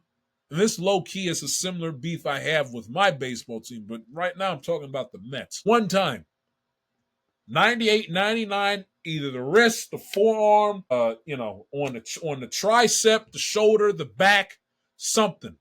Wear it and say, you know what, I've had it. We need a spark, damn it. Enough is enough. And send a message to the op that you're currently in battle with, in game, in moment, and then all the other teams that's going to catch wind of a full-out throwback bench-clearing fist fight. Send a message. We're tired of being punked. We're not nobody's bitch. Enough is enough. We're here to win, dominate while doing so, and if we step on anybody else's toes and we refuse to be punked in the process and you guys get upset, getting your feels, you know what? So be it. We're not here to make friends. We're here to win a championship. And Mets fans have been yearning for that from this team, again, dating back to the Buck years. You're not just going to be throwing inside and plunking guys left and right with there being no consequences. You got to have a level of nasty grit about you. And it seems like you get the feeling, I know from this Mets team, and even relating it to my own, you get the feeling, and they're not alone in this, in all fairness. I think it's part of it's a generational thing, and the players, cross teams are too buddy and too nice with each other. Same problem that the that the NBA has had, in my estimation, for a while in terms of within their player constituency. But no, it's like nobody wants to wear the black hat anymore. We want to be friends, want to be nice. No one is willing to go out there and just say to hell with everything, throw caution to the wind, and be the big bad Billy asshole of the league. And you see sometimes, depending on the temperament of the team, where it gets you. The Mets need on-the-field improvements in terms of the actual roster itself, and they need improvements and some maturing and some mental toughness right here and right here in between the ears. Because they keep it up at this rate, man. I mean, dare I say, this team's got the 2024 Orioles written all over themselves if they don't stop. I mean, this literally could be Orioles and Yankees of last year in the American League East, revised, the sequel, spinoff version, if the Mets don't get themselves together. Because I've seen this movie before from my own team the year before, and trust me when I tell you, this does not end well unless some drastic changes are made now, right here, right now, in the moment, before it has an opportunity to spiral out of control. And the snowball leads to an enormous avalanche that blows your season out of the water. Because as it stands right now, it feels like I'm watching a remake of last year's Orioles team. With the injuries, the team getting punked by inferior opponents, no signs of a physical, animated life, and the Mets got to get a grip, or else things can spiral out of control quickly. Nothing we've talked about, and I know for a fact we've talked about this, they got to do a better job away from Citi Field. They have a 19. Their record away from Citi, their record on the road is just as bad as the Atlanta Braves. They're 19-25. That's just as bad as the last place Nationals, who damn near have 50 losses for the year and are 14 games out of first place. Their record on the road is disgusting. 19-25 away from Citi Field is not championship caliber basketball. Championship caliber baseball. They got the same amount of losses on the road as the Orioles do, a last place team. The Mets need help, desperate, immediate help, or else this season's going to hell in a handbasket before their very eyes. Like I said, the Tigers, lastly, on the baseball side of things. The Tigers running away and hiding with the AL Central, 11.5 game lead over the Cleveland Guardians, 53-32, took 2 out of 3 from the Minnesota Twins over the weekend, highlighted by a sensational performance from the one and only Tariq Skubal, who is just continuing to just kick ass and take names. Has an ERA of 2.15, a record of 10-2 on the year, 7 innings of 1 hit, 13 strikeout baseball on Sunday Night Baseball against the hapless Minnesota Twins last night. They hit the road, 3 in Washington, 3 in Cleveland coming up this week and upcoming weekend for he and the first place Detroit Tigers, who are the best team in the American League, got everything going on. They can hit, drive-in runs, among the best in all of baseball. They got elite starting pitching highlighted by Skubal, and they got the best manager in the American League in A.J. Hinch. This is a team. If the Detroit Tigers aren't playing in the World Series this October, I will be severely disappointed, because this is a team that literally has – I can't find a fatal flaw in them where I look at them and I say, that's going to be the reason why the Detroit Tigers aren't in the World Series and don't have a great chance, as good as anybody, to win the World Series. They are that damn good, and I feel like that damn complete from top to bottom. The only thing is you got to worry about, though, is the injury bug. That's the only thing with Detroit you got to worry about. Outside of that, the Detroit Tigers are going to be A-okay as this season moves along. Just keep everybody healthy and upright, and they should cruise to the World Series, all things being fair, equal, and just at the end of the day. Right quick, breaking news regarding the NBA. Nuggets trade Michael Porter Jr. and an unprotected 2032 first-round draft pick to the Brooklyn Nets for Cam Johnson. So the Nuggets get out of the Michael Porter Jr. contract and get themselves a first-round draft pick in 2032, which is 7 years? Yeah, 7 years from now. So that's the first domino to fall in NBA free agency here as of 7/17 here on a Monday. In terms of the National Football League, you got breaking news there earlier this morning. Steelers acquired Jalen Ramsey and Jonnu Smith via trade. They ship off Minkah Fitzpatrick in the process.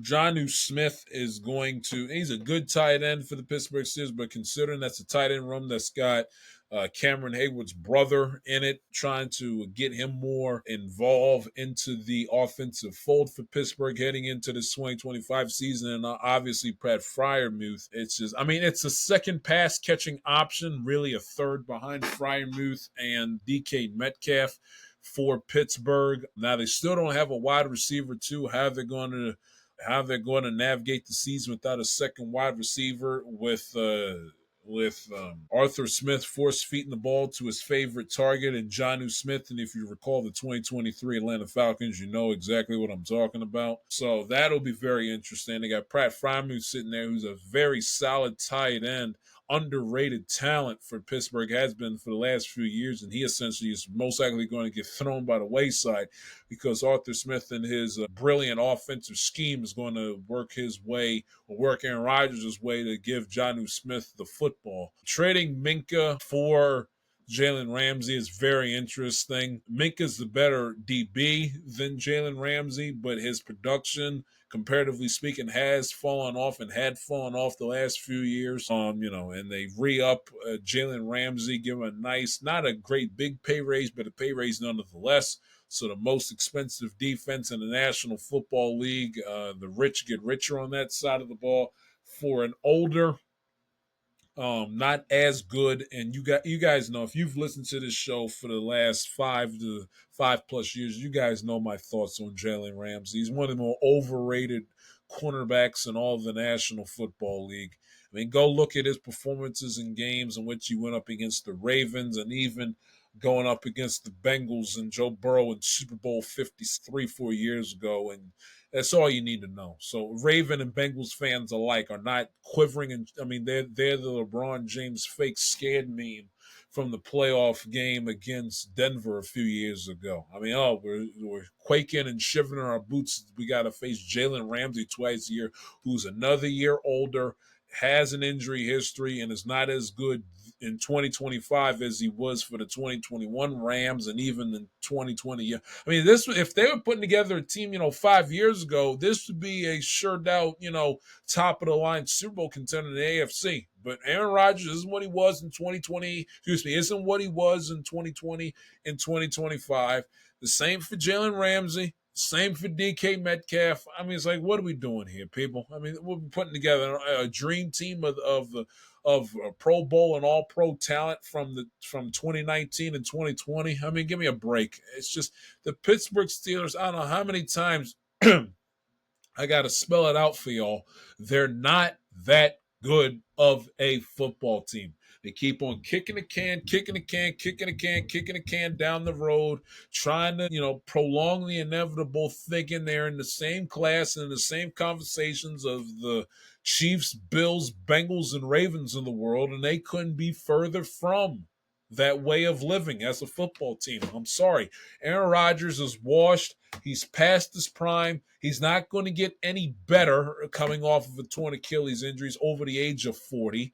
It's like, we kid. They don't have a wide receiver too. TJ Watt is still unpaid. Had we forgotten about that? Their defense can't stop a nosebleed against superior talent late in the season, whether it's late in the regular season or in the playoffs. Jalen Ramsey, again, one of the more overrated cornerbacks in the National Football League in the last half decade plus, who's another year older, again, with an injury history. And it's just, I mean, the Steelers are only bullshitting themselves and not bullshitting me. And if you know your if you know your football worth your salt as a football fan, they're not bullshitting. All they're doing is just kicking the can down the road and delaying the inevitable. It's the same old song and dance with the Pittsburgh Steelers. I'm so sick and freaking tired of it. It's enough. The Pittsburgh Steelers not become a clear-cut cream of the crop Super Bowl contender, let alone contender to win the AFC North because Jalen Ramsey all of a sudden is in black and yellow. I mean, it's just, stop. I can't listen to it. I'm not going to listen to it. I'm not going to. I mean, 9-8 to what? Maybe 10-7. Still not going to be anywhere near closer to Cincinnati or the Ravens to win a division, let alone Kansas City to contend for the AFC title, to get out of the AFC, represent the AFC in a given Super Bowl. But this is not a good football team compared to their superior competition. Not to mention Denver got better. They're also a lot younger than Pittsburgh. The Chargers should be better, one would figure. I mean, give me a break. Just stop it. Stop it. Steelers just delaying the inevitable, kicking the can down the road. And look at their big, bad, expensive. The defense got a lot of names on it, but against superior competition, when the rubber meets the road, not a whole hell of a lot of production. You guys go back and watch those games late in the year against Philly, Baltimore twice. Hell, the first quarter against Cincinnati. I mean, stop it, people. Who in the hell do you? I mean, Kansas City Christmas Day. I mean, who are they trying to fool here? Time's up on the Pittsburgh Steelers. And there is no move in bringing in a Jalen Ramsey or an Aaron Rodgers or a DK Metcalf at any point in time this offseason is going to change that. The Steelers have got to cut this. This is not 2019. This is not 2020. This is 2025. Their championship window slammed shut in their face. And again, by the way, their prized defensive masterpiece, their prized defensive talent, TJ Watt, he's still without a new contract. And he ain't winning diddly without number 90, rushing the passer on the outside. I don't care who you bring in. Get Marshawn Lynch to come out of retirement. Rodgers' old buddy from his Cal Berkeley days and Metcalf's old teammate in 20. You're not winning anything without number 90. Even if you get number 90, looks great on paper, but it's an old-ass team with thick competition just within a division in and of itself. Steelers are outdated. From their roster to their scheme to their head coach. It's outdated. So, congratulations. And I hope this season blows up catastrophically in this 6-11. Lord have mercy, please. Please. 6-11, 5-12. 4-13. I'll sign up for in a heartbeat. Who are they trying to fool? The only thing that they're doing is trying to recapture some nostalgic magic and psych themselves into still being a damn good championship-worthy football team, which cannot be further from the truth in how this team is constructed. Couldn't be further from the truth. So, what other NFL thing I wanted to talk about? Yeah, final year of the Aaron Rodgers circus. Hallelujah. You know, I've had enough with the narcissism, with the smartest man in the room complex. It's enough of Aaron Rodgers. He's not the same player that he was. He should have retired after last season's disgrace, but again, his ego always has to have the final say in the end. He never knows when to say enough is enough, when to say goodbye, when to take a step back. He's that old guy at the party, old guy at the club that stays around, hanging around one too many years, one too many songs he's hanging around. So, sayonara, good riddance. This season being the swan song for Aaron Rodgers. Couldn't have come. It was about a few years too late, but I'll take it anyway. It's just he's become so polarizing, so exhausting of an athlete to talk about and to broadcast about and pontificate about and to analyze both on and off the field. The will he, won't he game with, in the off season. Will he retire? Will he be a Jet? Will he stay a Packer? Will he go to the Steelers? Will he go to the Vikings? I got no tolerance, no patience for it anymore. None. I'm glad he's on his way out the door. Thank God. Last piece of NFL information to give you my 2 cents on. Justin Tucker came down 10-game suspension. I can't recall off the top of my head. I'm pretty sure you can find me an instance in the last half decade, if not longer than that, of an NFL player that's whether it's sexual misconduct, domestic violence, one of the two, if God forbid, both. I'm pretty sure you can probably find me a situation where a player got suspended more than 8 games in a given year, but it's just, was Deshaun Watson? I don't even think Deshaun Watson was suspended a whole season, if I'm not mistaken. Let me Google that right quick. Deshaun Watson suspension. Oh, he was suspended 11 games. Okay. So this is the second time now in the last few years Deshaun Watson got 11. The NFL gave Justin Tucker 10. So, but it's different because obviously Watson was under contract with the team and Justin Tucker is not, and now he's in a situation essentially where the moment he gets picked up off the scrap heap, he's going to, given in a given scenario where he gets signed before week 1 comes around in September, he's going to have to sit out, no exceptions, the first 10 games of the year, and won't be eligible to come back until early November. So I don't think he's going to play 2025. I think because of the fact that he had a bad 2024 season, that this came out, I think that by week before the Super Bowl, if I'm not mistaken, which is when this bombshell story in the Baltimore Banner first broke in late January, early February of this calendar year. The fact that the Ravens cut him with about a month or 2 months ago, give or take. It was in early May, so going on essentially 2 months ago at this point. I don't see him playing for anybody in 2025. I think this is going to have to be a situation where the justice system is going to have to do his thing. He avoids jail time. More damning information doesn't come out on his end.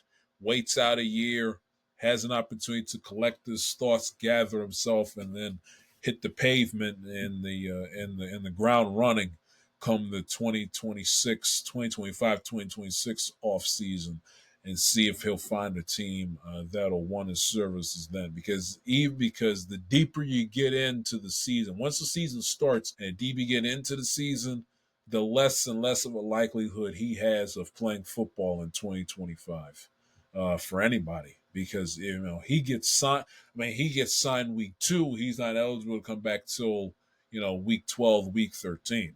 He misses, he gets suspended, he gets picked up by somebody in week 5. He won't be able to come back till around Christmas. And then it gets to a certain point where it's, after week 7, week 8, he's going to be gone. Doesn't matter if he gets picked up, drop of mid game, he won't be able to suit up for any team in the given 2025 season. The deeper you would get into the year, the less and less of likelihood he would have in playing in 2025. So, did it to himself, but he's going to have to, get himself exonerated in the courts, and which could take some time, and then, wait and see. Very, very, very interesting story surrounding Justin Tucker in the last, going on 7 months at this point. Very, very interesting stuff. But there you go. You got your NFL with the Rodgers, Steelers, JT. Your NBA, which we led with. A little bit of baseball. Tigers can do no wrong. Mets season is hanging on by a thread and fading, and their season's getting more and more dire with every single loss. And then the Orioles with these 12 games, go 9-3 and surprise somebody for a change. Real quick though, the top 10 most watched basketball games thus far in 2025. I have them right here in front of me. At number 10, it was Game 6, OKC in Indiana, 9.3 million. Game 4 was number 9 at 9.4. At number 8, it was Game 5, OKC in Indiana. Number 7, it was the Alabama Duke game at 9.8 back in round of 32 game. That came in at number 6 with 10.1. Second round game, the Fighting Illini and the Kentucky Wildcats. Number 6, 10.1 million during the NCAA tournament. Number 5, it was Auburn and Michigan State. That was an Elite Eight game. 11.7 million. Auburn and Florida in the final, 14.8 million. And number 4, Duke and Houston, the other Final Four game. Number 3, it was 16.3 million for this Final Four game, Duke and Houston. Number 2, 16.4 million was Game 7, Indiana and OKC. Number 1, national championship, Houston and Florida, 18.1 million. And the only ones to crack, and 6 through 1 cracked over 10 million. 3-1, cracked more than 15 million with 2 and 3 over 16. Duke in Houston and OKC in Indiana were essentially got about the same rating, give or take. And Houston and Florida got 18.1 million. Top 10 most watched basketball games, NBA and men's college basketball through the first 6 months of 2025, with both sports in their respective off seasons. So there you go. We even got a little bit of a college basketball note mixed in a little NBA to close out the show. If you like what you saw, like what you heard, please don't hesitate to subscribe up here. Follow your boy on Twitter at the one called Jai, on Instagram at the J Shield. Follow the show on Instagram at Ematella_podcast. The show on Twitter at Ematella_it_TIS. Until next week, you guys be safe, be blessed, have a safe, happy 4th. Talk to you next week.